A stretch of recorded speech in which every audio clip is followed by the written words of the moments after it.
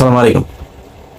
ভারতের সাথে বাংলাদেশের যেই ভারতের একপাক্ষিক আগ্রাসন চলছে, এটাতে বাংলাদেশের একটা লাভ হয়েছে।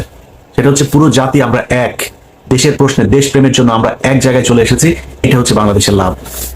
আর ভারতের কিছু মূর্খ ধর্মান্ধ যেসব এই যে বিজেপি আরএসএস যেগুলো আছে, শুভেন্দু অধিকারী সহ যারা এসব করছে, ওদের তো বাথরুম করার পায়খানা নাই, কয়দিন হাগার জন্য গুঁড়ো থাকবে না পেটের মধ্যে। কারণ খাইতে পাবে না তো গু কোথা থেকে আসবে, হাগারও দরকার হবে না, বাথরুমেরও দরকার হবে না। আমাদেরকে থ্রেট করা হচ্ছে, ট্রিটমেন্ট দিবে না, ওদের হোটেলে আমাদেরকে থাকতে দেবে না। আলহামদুলিল্লাহ, আমি খুব খুশি হয়েছে যে বাংলাদেশের মানুষ ওই দেশে ঘুরতে যাবে না, পাকিস্তানে ঘুরতে যাব। অনেক সুন্দর সুন্দর জায়গা আছে পাকিস্তানে, পোর্ট এন্ট্রি ভিসা নিয়ে যাবেন, এখানে কোনো ভিসা টিসা লাগবে না, ঢুকে যাবেন, ঘুরে টুরে চলে যাবেন। পাকিস্তানের ভাইয়েরা আপনাদেরকে আদর আপ্যায়ন করবে। সো পাকিস্তান যাবেন। যারা ব্লগ করেন, বিভিন্ন ইন্ডিয়ান জামা কাপড় নিয়ে করতেন, কসমেটিক্স নিয়ে করতেন, পাকিস্তানের জামা কাপড়ের মান অনেক ভালো। বিভিন্ন প্রোডাক্ট, বিভিন্ন ইলেকট্রিক সামগ্রী আমরা পাকিস্তান থেকে আনবো, ইন্ডিয়া থেকে আনবো না। আমি বাংলাদেশের যারা কিনা বিজনেস করেন তাদের কাছে অনুরোধ থাকবে পাকিস্তানের সাথে সম্পর্ক আরো সুদৃঢ় করার। গ্যারান্টি দিলাম, এই বাংলাদেশের উপরে যদি কোনো বিদেশি আগ্রাসন, যে কোনো পৃথিবীর যেই দেশেরই আগ্রাসন আসুক, সবার আগে বাংলাদেশের মানুষের সাথে পাকিস্তান দাঁড়াবে। অতএব তাদের অর্থনৈতিক যে ভিত, সেটা মজবুত করার জন্য আমরা তাদের কাছ থেকে জিনিস কিনবো, আমাদের জিনিস তারা কিনবে, তাদের সাথে সাংস্কৃতিক, অর্থনৈতিক, রাজনৈতিক সব ধরনের একটা সম্পর্ক হইতে হবে। 1971 সাল ইজ গন, আমরা 71 সাল নিয়ে তাকাই না। 71 সালের মতো বাংলাদেশ পাকিস্তান জীবনে কোনোদিন আলাদা হবেও না। এটা একসাথ করার সময় ব্রিটিশদের চাল ছিল, একটার ওই মাথায় একটার এই মাথায়। সো এটা এমনিতেই আলটিমেটলি থাকতো না। আমরা এখনো এক হইতে চাই না, কিন্তু সম্পর্কটা মজবুত হইতে হবে।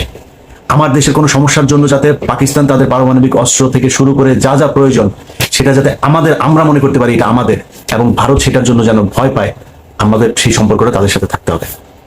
অতএব আমরা পাকিস্তান যাব। যারা চিকিৎসক, আপনাদের কাছে অনুরোধ, আমাদের এখন সবচেয়ে বড় সমস্যা যেটা আমরা মনে করছি, যে না পারতে অনেক মানুষকে ভারতে যেতে হয়। আপনাদের বাংলাদেশের চিকিৎসকদের কাছে হাত জোর করে অনুরোধ করছি। বাংলাদেশে অনেক খারাপ ডাক্তার আছে, অনেক খারাপ হাসপাতাল আছে, অনেক ভালো মানুষও আছে। অতএব ভালো মানুষ, ডাক্তার যারা আছেন, ভালো মানুষ, বিজনেসম্যান যারা আছেন, আপনাদের কাছে অনুরোধ, গাজীপুর, নারায়ণগঞ্জ, সাভার, অন্তত এইসব জায়গাগুলোতেও, বিভাগীয় শহর, এই জায়গাগুলোতে যদি বড় বড় কিছু ভালো ভালো হসপিটাল করেন, যেটার এই ডাকাতি করবে না, রিপোর্ট করার নামে, টেস্ট করার নামে মানুষের গলা কাটবে না, এরকম অন্তত সারা বাংলাদেশে 10 জন মানুষ কি আপনারা নাই? 10 জন মানুষ 10টা জায়গায়, বিভাগীয় শহরগুলো সহ ঢাকার এই শহরতলি জায়গাগুলোতে কয়েকটা হাসপাতাল করেন।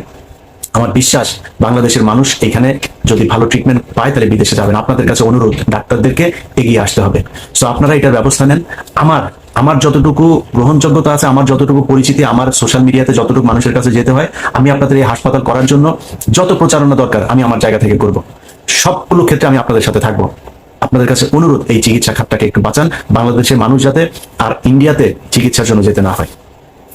অতএব আমরা যেই অবস্থাটা দেখছি, এটাতে আমার বিশ্বাস ভারতের এখনো ক্ষতি হচ্ছে, সামনেও ক্ষতি হবে। কারণ আমাদের ভেতরে যে দেশপ্রেম, যে ভারত বিরোধী আমাদের যেই মানুষের ভেতরে একটা সেন্টিমেন্ট তৈরি হয়েছে, সেটাকে তারা আরো পোক্ত মজবুত করছে, শুধু একটা দল ছাড়া, সেটা হচ্ছে এই আওয়ামী লীগ। অতএব ওদের বাপের জন্ম হয়েছিল অবৈধভাবে, ওর বাপের হচ্ছে ইন্ডিয়ানরা, আর ওদের ভিতরে রক্তটাও ঢুকে আছে। ওইটা যত আওয়ামী লীগ যারা করে সবগুলি হচ্ছে গিয়া ওদের এই রক্ত হচ্ছে গিয়া, মানে ওরা সব জাউরা। এই জাউরাদেরকে কোনোদিন আপনি পাবেন না। এখনো পর্যন্ত তেনা পেঁচায়া পুচায়া ওদের গ্রুপগুলোতে, আমার আগের প্রোগ্রামটা করেছি না, সেখানে আমি তো ওদের গ্রুপের মধ্যে ছিলাম। সেখানে ওদের কাজ হচ্ছে বিভিন্ন ধরনের আপনার করা, এই যে বানানো, কি বলে, রিপোর্ট, এগুলোরে ওরা এই এই আমেরিকাতে, তারপর ইউরোপের বিভিন্ন দেশের বিভিন্ন গোয়েন্দা সংস্থার কাছে ওরা এগুলো পাঠাচ্ছে। সেখান থেকে নিজুম মজুমদার ওগুলি ইমেল অ্যাড্রেস দেয়, এই ইমেল অ্যাড্রেসে এইটা লিখে লিখে পাঠান, এইভাবে লিখে দিচ্ছে। তো লিখে তারপরে কি দিচ্ছে, যে বাংলাদেশে হিন্দুদেরকে অনেক, আজকে 30 জনকে ধর্ষণ করেছে, কালকে 40 জনের বাড়িঘর ভাঙচুর করেছে, আজকে অমুক জনের ছবি দেয়, হিন্দু একজনের ছবি দেয় ধুতি টুতি পরা, এদেরকে এইভাবে আজকে ইন্ডিয়া পার হয়ে যেতে করছে। তো অন্যান্য দেশের গোয়েন্দা সংস্থা তারা তো আর মানে কিছু খায় না, তাই না? তারা তো জানে, তারা তো তথ্য নিবে, তারা তদন্ত করবে, করে দেখবে না এগুলো কি হচ্ছে, এগুলো করছে। আমি বাংলাদেশের হিন্দুদের কাছে অনুরোধ করব, হিন্দুরা আসলে, আপনাদেরকে কোনো কিছু চাপ দিয়ে বলানো হচ্ছে না, আসলে আপনারা হিন্দুরা কেমন আছেন? আপনাদের উপরে আমাদের মুসলমানদের ধর্মীয় কারণে আসলে কি আপনাদেরকে টর্চার করা হয়? আমি ইলিয়াস বললাম, যদি করা হয় প্লিজ আমাকে বলবেন, আমি আপনাকে লাইভে নিয়ে আসবো। সারা বাংলাদেশের মুসলমানদের কাছে বিচার চাইবে, একজন হিন্দুকে কেন এভাবে টর্চার করা হয়। ইসলাম যদি কেউ প্রতিষ্ঠা করতেও চায়, জোর করে আপনার প্রতিষ্ঠা করা না, ইসলামের সৌন্দর্য দিয়েই আপনাকে আকৃষ্ট করা হবে। সো আপনার যদি মনে হয় যে আপনাকে মুসলমানরা টর্চার করে, আপনি আমাদের বলেন, আমরা আপনার পাশে দাঁড়াবো। আমি কথা দিচ্ছি, অনেক মানুষ হয়তো মনে করেন আমি খুব হিন্দু বিদ্বেষ, আর ভাই আপনার বিদেশ দিয়ে আমি কি করবো? বাংলার পৃথিবীর মধ্যে 180 কোটি 200 কোটি মুসলমান, এত মুসলমান দরকার নাই তো ভাই। বহুত মুসলমান আছে, মুসলমানরা ইসলাম পালন করেন, আপনি হিন্দু বা কোন ধর্ম পালন করলে আমার সমস্যা আছে না। আপনি আপনার ধর্ম করেন ভাই, আমি আমার ধর্ম করব। আমি আমার ধর্মের সৌন্দর্যটা আপনার সাথে যদি ওরকম সম্পর্ক হয়, আমি বলবো যে ভাই আমার ধর্মটা এই এই। আপনার ভালো লাগলে আপনি ডিসিশন নিয়ে নেবেন আপনি কোন ধর্ম পালন করবেন। সো আপনাদেরকে জোর করে কেউ ধর্ম পালন করাইতে যাবে না, এবং ধর্মের কারণে বাংলাদেশে কোনোদিন কোনো হিন্দুর উপরই করে না। যদি সত্যবাদী হয়ে থাকেন তাহলে স্বীকার করবেন এই বাংলাদেশে সবচাইতে বেশি নির্যাতন হিন্দুদের উপর করেছে আওয়ামী লীগ। অতএব সাধারণ হিন্দু আপনারা যারা আছেন, আপনাদেরকে বলবো আপনারা সারা দেশের সবাই মিলে একটা সমাবেশ করেন, ঢাকাতে একটা ডেট দেন, আপনারা ওই সমাবেশে আসেন। আপনাদের সাথে আমাদের লোকজন থাকবে আপনাদের সাথে সংহতি জানানোর জন্য। সারা পৃথিবীকে আপনারা জানিয়ে দেন যে বাংলাদেশের হিন্দুরা আসলে কেমন আছে। তারা ভারতের বিভিন্ন গণমাধ্যম দিয়ে সবচাইতে স্পর্শকাতর একটা খবর, আমি সেটা করতে পারি নাই, সত্যতা যাচাই করতে পারি নাই, তাদের ওইখানে লেখালেখি হচ্ছে ডেইলি স্টারকে, ডেইলি স্টার যেহেতু ইংলিশ পত্রিকা, ওদের ওইখানে কিছু পত্রিকা নাকি তারা ছাপছে, যেটা তাদের ছাপাখানায় এটা করা হচ্ছে, যেটা বাংলাদেশে যে কপিটা যাচ্ছে ওই কপিটা না, আলাদাভাবে তারা 100 করে কপি ছাপছে, যেই কপিগুলো পৃথিবীর বিভিন্ন জায়গায় দিচ্ছে। ওই কপিগুলোর ভেতরে তারা এই হিন্দুদের উপরে খুব টর্চার হচ্ছে, সব ঠিক থাকছে, এই দিকের পেজ ওই দিকের পেজ সব ঠিক রেখে শুধুমাত্র হিন্দুদের কিছু নিউজ, এই সংখ্যালঘুদের উপর নির্যাতনের কিছু নিউজ সেখানে ঢুকিয়ে দেওয়া হচ্ছে।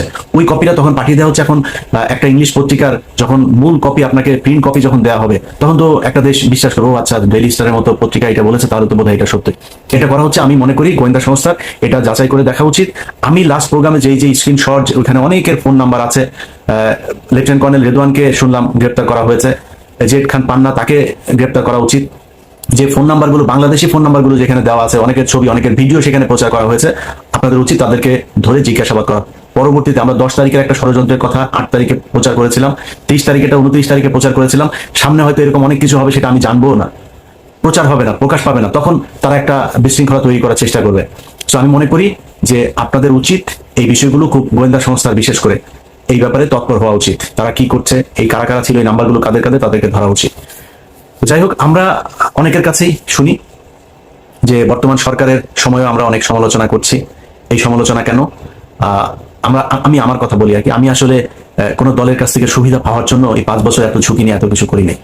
এখন আমি ধরেন ডক্টর আসিফ নজরুলের বিরুদ্ধে কথা বলেছি, আমি বিএনপির ফখরুলের বিরুদ্ধে কথা বলেছি। এখন আমি যদি বাংলাদেশে যাই, আমার কি করবেন? আমার মানে মেরে ফেলবেন, আমার জেলখানায় নিয়ে ঢুকাবেন না তো? আওয়ামী লীগের সময় তো এর চেয়ে ভয়ঙ্কর অবস্থা। আমি বাংলাদেশে যাওয়া মানে আমি ডেড, মানে শুধু মারা যাওয়াই অন্য জিনিস, মানে মারা যাওয়ার আগে যে আমার উপরে কত টর্চার চলতো সেটা আপনারা অনুমান করতে পারেন। ওই সময় ভাই কথা বলেছি, আর এখন আমার কি করবে বাংলাদেশে গেলে, কিসের জন্য কথা করতে হবে, আপনার ভয় পাইতে হবে। তো আমি মনে করি ফখরুল ইসলাম কিছু কথা বলেছে, এই কথাগুলো বিএনপির কথা না, কারণ বিএনপির তারেক রহমানও এই কথা কোনোদিন বলে নাই, বিএনপির কোনো সাধারণ কর্মীও এই কথা কোনোদিন বলে নাই। সো এই মির্জা ফখরুল ইসলাম আলমগীরের অনেক কথাবার্তা, এগুলোকে ঠিক করতে হবে। ইসকনের ব্যাপারে, ইসকন নামটা মুখে আনতে আপনার মির্জা ফখরুলের মনে হয় লজ্জা লাগছিল, তার খালি মায়া লাগে আওয়ামী লীগের জন্য। বিএনপির কর্মীদের উপরেও সে চড়াও হয়, বিএনপির কর্মীরা একটু স্লোগান দিলে সে স্টেজে খেপে যায়, তার সাথে কেউ একজন দেখা করতে গেলে সে খেপে যায়। সো মির্জা ফখরুল ইসলামের প্রীতি হচ্ছে আওয়ামী লীগের সাথে, বিএনপির সাথে বা বাংলাদেশের জাতীয়তাবাদী শক্তি যা, তাদের সাথে না। অতএব তাদের ব্যাপারে আমাদের সমালোচনা থাকবে। এই সমালোচনা কেন? একদম স্পষ্ট পরিষ্কার।